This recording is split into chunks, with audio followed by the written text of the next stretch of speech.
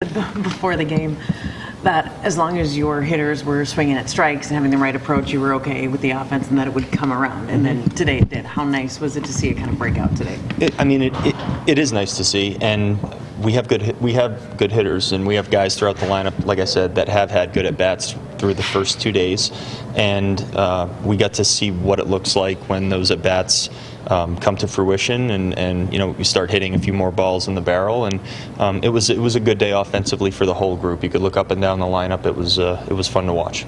And you got another great start, Michael Pineda making his debut. How good, how strong did he look to you? So he pitched.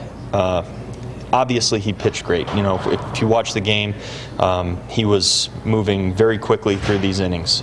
But I really want to make the point of we can't do what we did today without the unselfishness of Michael Pineda to be throwing the way that he was throwing and coming back from everything that he's come back from.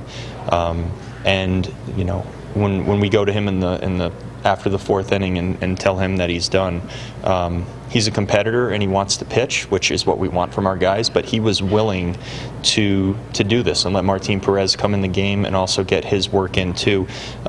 Without that type of unselfishness, we can't do the things that we want to do, and we can't function. So I have to commend him from my end and the staff's end, but also for every guy in that clubhouse.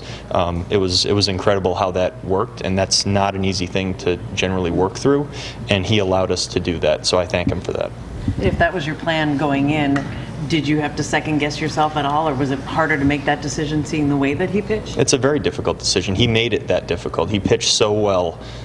He worked so efficiently.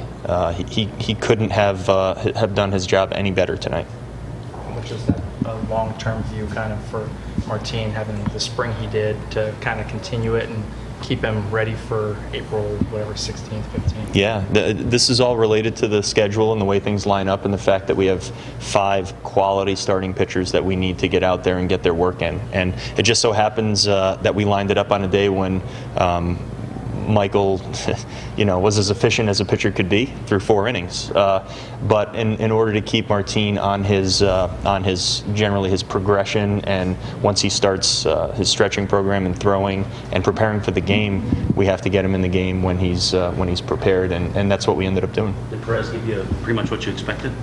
Yeah, he threw the ball really well too. He worked well. When he did miss, he did not miss by very much. We saw the same stuff that we saw during spring training. He was very good. I was very happy with what I saw from our arms tonight. And as a whole, this series, just the starting pitching setting the tone with Barrios and Odorizzi, and now Pineda and Perez going out there and giving you good outings. Odo said yesterday that starting pitchers kind of feed off of each other. Is that what you're hoping for?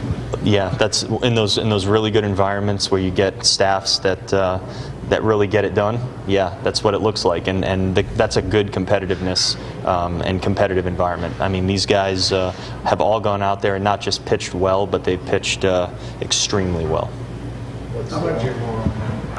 On Willens, what stood out more, the heads-up plays or the hitting?